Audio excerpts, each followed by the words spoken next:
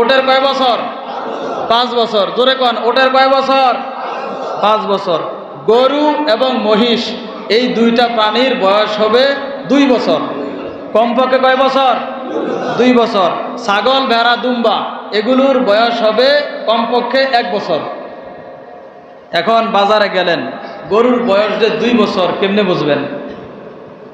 আমাদের দেশে আমরা ভাবি গরুর যদি 2টা দাঁত পড়ে তাহলে এটার বয়স কত? 2 বছর, ঠিক না? এখন আরেকজন বাড়িছে যে দাঁত পড়ছে না কিন্তু শিংটা বড়, মুট করে ধরা যায়, হয় না? যে মুট করে যদি শিংটারে ধরা যায় তাহলে এটার বয়স 2 বছর ধরে। বলে কি বলে না? বলেনি, বলেনি। এই যে শিং ধরা, এটা হচ্ছে আমাদের মনের একটা কথা। মূলত ইসলামী শরীয়তে এই ধরনের কোনো কথা নাই। ও হ্যাঁ, হইতে পারে এমন অনেক পশু যার দাঁত, গরুর দাঁত 2 বছরে পড়ে না, একটু সময় বেশি নিতেছে, হইতে পারে এমন। কারণ আমার অনেক এই বন্ধুবান্ধব আছে গরুর ডাক্তার, তারাই জিজ্ঞেসলাম মানুষ যে কয় যে 2 বছরে গরুর দাঁত পড়ে, কথাটাকে ঠিক? সে কইছে পরিপূর্ণ ঠিক না, পরে ঠিক 2 বছরে গরুর দাঁত পরে, তবে সব গরুর দাঁত 2 বছরে পরে না। এই ক্ষেত্রে আমাদের করণীয় কি?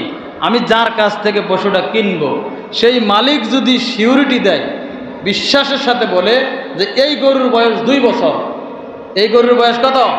2 বছর। যদি দাঁত নাও পড়ে, সে যদি বলে গরুর বছর 2 বছর, আমি বিশ্বাসের সাথে বলছি আপনার কাছে, আপনি এই গরু দিয়া কুরবানি করতে পারবেন। কথা কি বুঝছেন? আর যদি সন্দেহ থাকে, করার দরকার নাই। এরপরে আসেন ছাগলের বয়স। ছাগলের বয়স 1 বছর।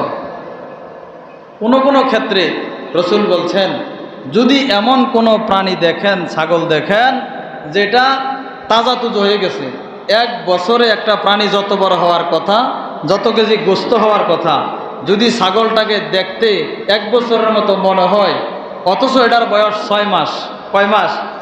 6 মাস, দেখতে 1 বছরের মতো মনে হয়, তাহলে অবশ্যই এটা কুরবানি দেওয়া যাবে।